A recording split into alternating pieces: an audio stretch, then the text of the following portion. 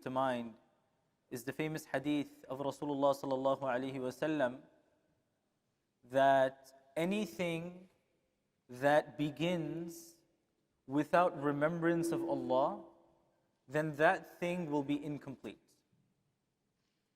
So if I start a project, if I'm going to do something, if I have an activity, I need to start by saying Bismillah, Alhamdulillah, take the name of Allah, so that whatever it is that I'm doing, it's blessed with the name of Allah subhanahu wa ta'ala.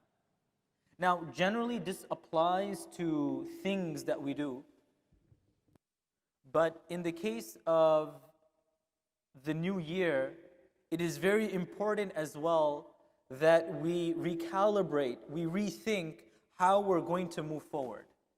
So the first thing is important that whenever we start something, yes, it's the Gregorian calendar, that's for sure, but still too, we start with a firm intention that, Ya Allah, this year we're going to do things differently.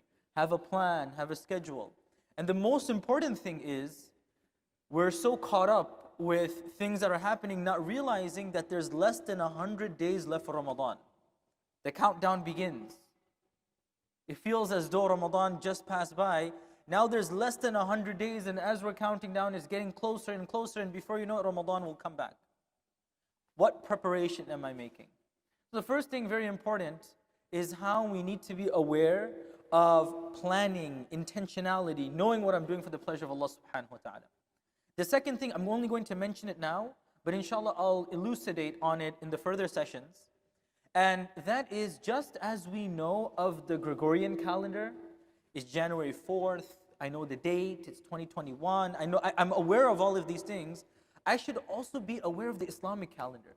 What's the Islamic month? What's the Islamic year? What's happening? Just so that we have a sense of identity and timeline as a Muslim as well.